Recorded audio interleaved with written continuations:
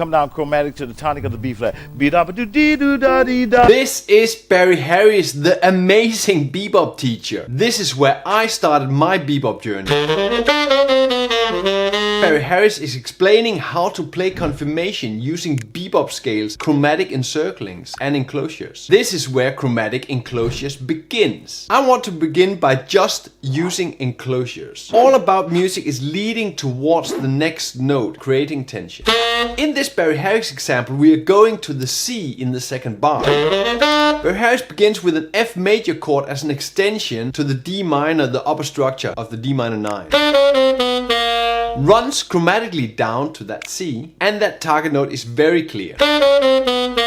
When I rearrange the notes a little bit, I get a full chromatic enclosure.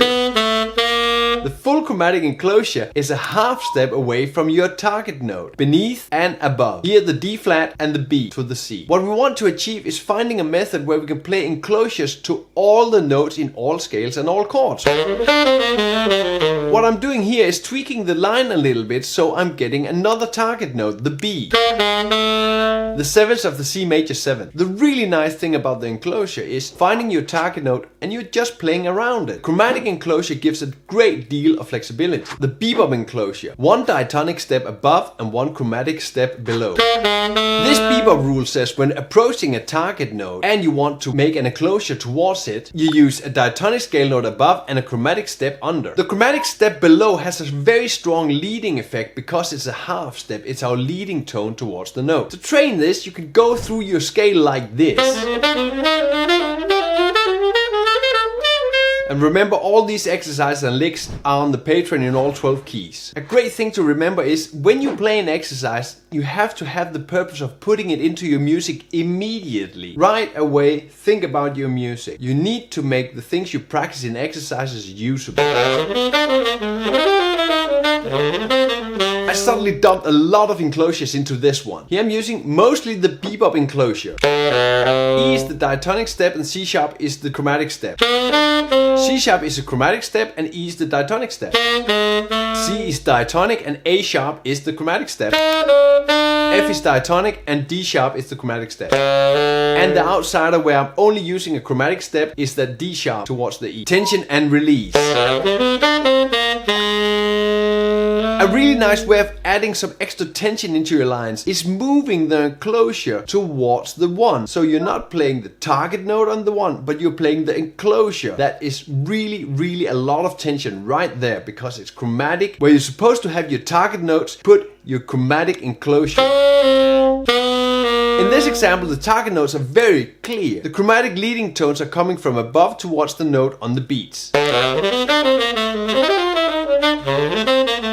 When I tweak this line just from before, I can move the target note to the 1 on the second bar, the B. Playing around with the tension and the release, moving it rhythmically, is a really great way of getting a little bit more excitement into your lines. A really great exercise for training your bebop enclosures is making them fit to the chords in the scale. These enclosure exercises and these licks are of course in all 12 keys on the Patreon.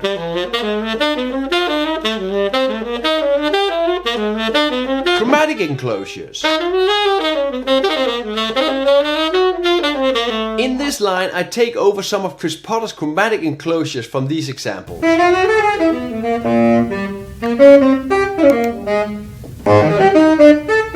chromatic enclosure is basically what it says: a chromatic note above and a chromatic note below. That's the rule. But be careful when you're looking at jazz lines. Sometimes it's enclosures, chromatic enclosures. Do not mistake the chromatic enclosures for chord extensions or alterations. When working with these heavy chromatic lines, it's very important you always have the technique at your fingertips. If you do not have the technique, the line just does not come out. You need to have it prepared, else you do not have the speed to execute the lines.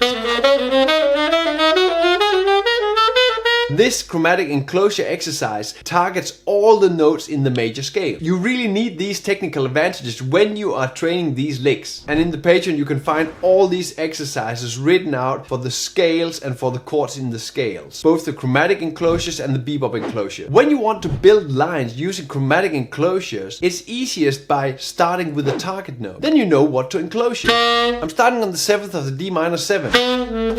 I'm playing around with the chromatic enclosure D flat and B. I'm running down the D minor chord and I want to hit that F. A chromatic enclosure around the F and then running up that D minor 7 chord. What I'm seeing now is that I'm close to the D in the G chord. I add a chromatic enclosure to the D. The next chromatic enclosure is the B. Moving from chord note to chord note, just adding chromatic enclosures. On the C major I'm hitting the 13th and adding a chromatic enclosure just before. Take these enclosures further. Here are 2 videos. Get much more out of my lessons by gaining access to all my lesson transcriptions. They are on the first tier on the Patreon. There are more than 1,000 pages of information for you. How about subscribing to the newsletter and getting 1 weekly update from me with all the news and with all the great lessons I'm producing every week? Any questions, put it in the comments below. Play music and have fun.